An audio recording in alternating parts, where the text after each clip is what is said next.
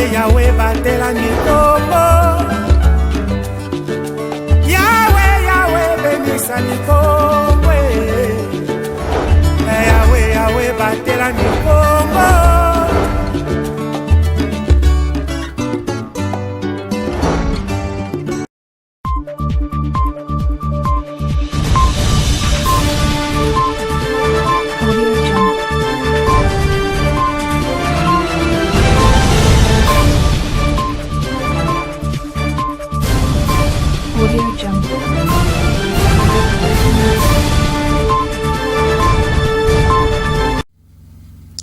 Excellent week-end de partout où vous nous suivez. Mesdames et messieurs, merci de nous avoir choisis et bienvenue dans cette édition du journal. Le gouverneur de province, Dr Guy Bandou Ndungi Di, est rentré en province vendredi 24 mai 2024 après un bref séjour dans la ville de Kinshasa. De Kassangoulou à Yema, un accueil délirant lui a été réservé. Les détails, c'est avec Pacifique Mwanda avec les images d'Info Direct. Après un bref séjour à Kinshasa, le gouverneur du Congo central, Dr Guy Bandou Ndungi Di, a regagné sa province le vendredi 24 mai 2024, 72 heures après la publication de l'arrêt du Conseil d'État annulant l'élection des gouverneurs et vice-gouverneurs dans la province du Congo central. Partout où il est passé, il a reçu un accueil délirant. Tout a commencé à la cité de Kassangoulou, dans le territoire qui porte le même nom. La base naturelle de l'élu de cette partie de la province, Didier Anissé Moukoko, membre de la délégation, était présente. À Kisantou, le spectacle s'est reproduit, cette fois-ci avec la base du député provincial Sarlé Gonda. À Matadi, Guy Bandou a reçu un accueil chaleureux auprès de son peuple dès son entrée dans la ville. Au rond-point musée Laurent Désiré Kabila, ex-24 novembre, le cortège a été arrêté. Dans la foulée, le premier d'entre les Bénin Congo a reçu les ovations du public venu pour l'accueillir. Son périple a eu comme point de chute le gouvernorat de province où il a reçu les honneurs militaires en présence de quelques membres du gouvernement provincial.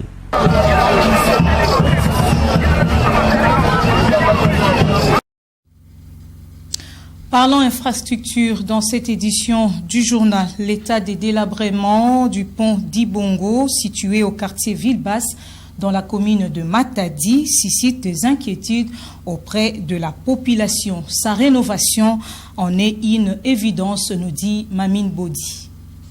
Construit depuis l'époque coloniale, le pont du Bongo situé en Ville-Basse dans la commune de Matadi est en mauvais état. Pendant plusieurs années, c'est cette passerelle qui facilitait les trafics au port de Dibongo avant et après 1960. Vu son état de dégradation, les jeunes vendeurs de sable dans cette partie de la ville se sont organisés et ont placé des planches dessus pour le maintien du trafic. Son armature en fer présente plusieurs fentes. Plus le trafic est encore possible, le danger est permanent. Son état est très inquiétant. Cette situation impacte la vie sociale de la population de ces coins. Nous nous sommes organisés pour assurer l'entretien de ces ponts. On fait payer 1000 francs par véhicule. Cet argent nous facilite l'achat des planches pour rendre ces ponts opérationnels. Beaucoup d'autorités sont passées par ici, que des promesses.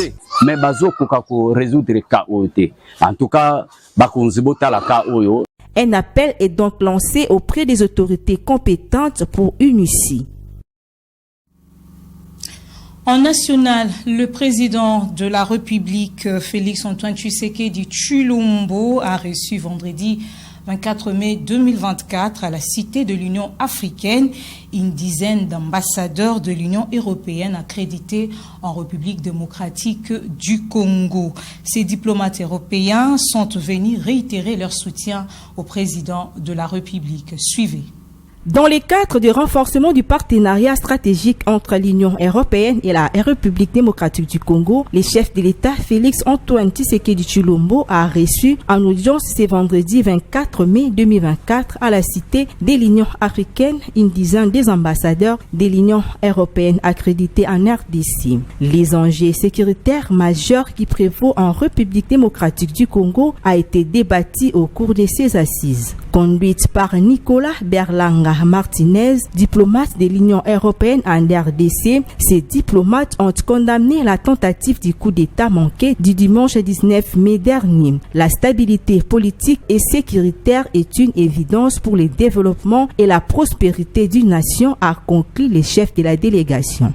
Qu'il faut retenir, tout d'abord, c'est notre solidarité avec ce qui se passe à l'est du pays, notre souhait de pouvoir rencontrer dès que possible une paix durable et aussi notre soutien pour le développement et, comme j'ai dit avant, pour toutes ces priorités du deuxième mandat du chef de l'État. Et nous tous, nous sommes d'accord à travailler avec les autorités pour renforcer les institutions de l'État et pour éviter toute tentative de déstabilisation de la vie normale, de la vie politique, de la vie sociale à l'RDC. Signalons par ailleurs que cette délégation était composée des ambassadeurs de la Suède, de l'Italie, de la Belgique, des Pays-Bas, de l'Espagne. La liste n'est pas exhaustive. Vous le savez sans doute, l'Assemblée nationale a de nouveaux dirigeants. La cérémonie de remise et reprise s'est déroulée le vendredi 24 mai 2024 au Palais du Peuple dans la ville de Kinshasa. Vital Kamerhe prend officiellement la commande de cette institution de prestige en République démocratique du Congo. Davantage avec Pacifique Mwanda. Il vient de prendre officiellement la commande de l'Assemblée nationale.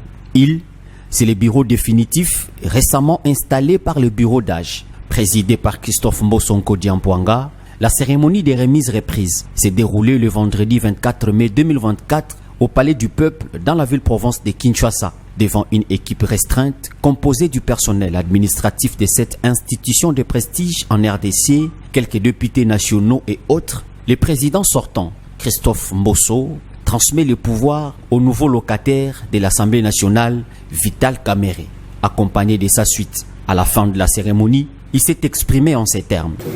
Pour canaliser les attentes de la population. Et l'Assemblée nationale, dans ses missions, est là. D'abord, pour s'assurer si dans son programme d'investiture, Madame la Première ministre a tenu compte de ces desiderata. Est-ce que toutes les contrées du pays, toutes les provinces, toutes les questions, en commençant par la question sécuritaire, la question du quotidien, du social du Congolais, des infrastructures de base, la question des conjurer ce sort de malédiction de nos ressources naturelles qui nous attirent les ennuis. Comment on peut faire, et nous savons comment on peut le faire pour que désormais ces ressources naturelles constituent non seulement une chance pour le Congo, pour l'Afrique et pour le monde, parce que nous sommes au cœur de la transition énergétique. Rappelons par ailleurs que le bureau définitif de l'Assemblée nationale est composé de 7 membres, notamment Vital Kamerhe, président, Jean-Claude Chulumbai, premier vice-président, Christophe Mbosso, deuxième vice-président, Jacques Njoli et Madame Dominique Munongo assurent les postes des rapporteurs et rapporteurs adjoints. Chimène Polipoli et Grace Nehema sont à la questure. Parlons sport à présent, en football précisément, fin vendredi 24 mai 2024, des rencontres pour la phase de poule de la 15e édition de la Ligue nationale de football féminin dans la zone ouest au terrain Oudjana de Kinshasa. Les filles du Congo central ont terminé avec 2 grosses défaites et s'arrêtent à la première étape du championnat. Rivanciala. C'est avec le pire bilan de toute la zone ouest que l'AC Étoile du Camp Redjaf clôture sa campagne nationale. Logé dans la poule A, Étoile a disputé son dernier match de la phase classique contre Vita Club de Kinshasa, lequel soldé par 5-0 pour les Quinoises. Après 8 sorties, les Matadiennes rentrent en province avec un petit point, 0 but marqué, 40 buts concédés et une dernière place du groupe. Le club représentant du Congo central n'a tenu tête qu'à celui du Grand Bandundu, en l'occurrence Croix-Rouge au retour avec un nul de 0-0. Ce même vendredi au terrain Oudjana en début de journée, l'autre équipe de la province, le football club féminin Promosport, s'est mesurée et perdait 0 but contre 3 face au centre de football féminin Dambosco dans le groupe B. De son côté, Promosport boucle son aventure à la 3e position avec 6 points, 9 buts marqués et 20 buts encaissés. Le deuxième représentant du Congo central peut être fier de sa participation grâce à ses 2 succès remportés dans une poule où figuraient les filles de Bikira et celles de Dambosco, ces dernières nettement dominatrices avec 19 et 16 unités engrangées. À présent terminé, l'étape de poule laisse place à la phase finale prévue à Kolwezi dans la province du Lualaba. Cette formation à ce jour ont déjà obtenu leur ticket pour la suite. Amanié Bikira pour la zone ouest, Kabasha, Bweremana et Tosepela côté est, puis Mazembe, Banamukuba pour la zone centre-sud, laquelle zone connaîtra son prochain qualifié à l'issue du match de barrage qui va opposer au Cell City à Msichana dimanche 26 mai. Et pour clore cette édition du journal en Afrique, en Côte d'Ivoire précisément, les obsèques de l'ancien président ivoirien Henri Konan Bédié se poursuivent. Le Sphinx de Doukro, comme il était surnommé, est décédé le 1er août 2023 à l'âge de 89 ans.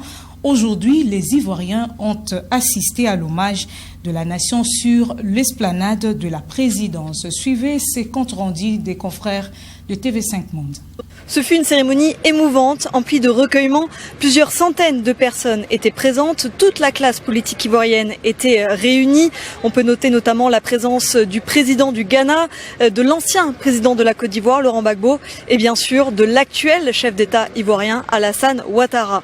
Tous se sont recueillis devant le cercueil d'Henri Konan Bédié, qui fut, je vous rappelle, le 2e président de la Côte d'Ivoire entre 1993 et 1999, et qui fut surtout un acteur majeur de la politique ivoirienne depuis plus de 40 ans, parfois dans la majorité et parfois dans l'opposition. Notre pays a donc eu une chance inouïe d'avoir un tel homme dans des fonctions aussi importantes et pendant une si longue durée. Il n'y a aucun aspect de nos vies où il n'a eu un impact, où il n'a imprimé sa marque. Nous devons donc tout simplement lui dire merci, merci Président. La Côte d'Ivoire perd en vous un lieu de repère, un condensé d'expérience, un homme accompli et d'accomplissement, un artisan de paix, un fervent adepte du dialogue fécond, un grand serviteur de l'État, un homme d'une envergure indéniable, une personnalité historique qui a su bâtir son histoire en influençant l'histoire de son pays. Après les honneurs militaires, le président Alassane Ouattara a symboliquement remis le drapeau de la Côte d'Ivoire à la veuve d'Henri Konan Bédié.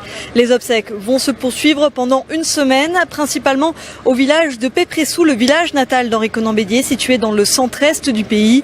Il sera ensuite inhumé dans la plus stricte intimité le 1er juin prochain.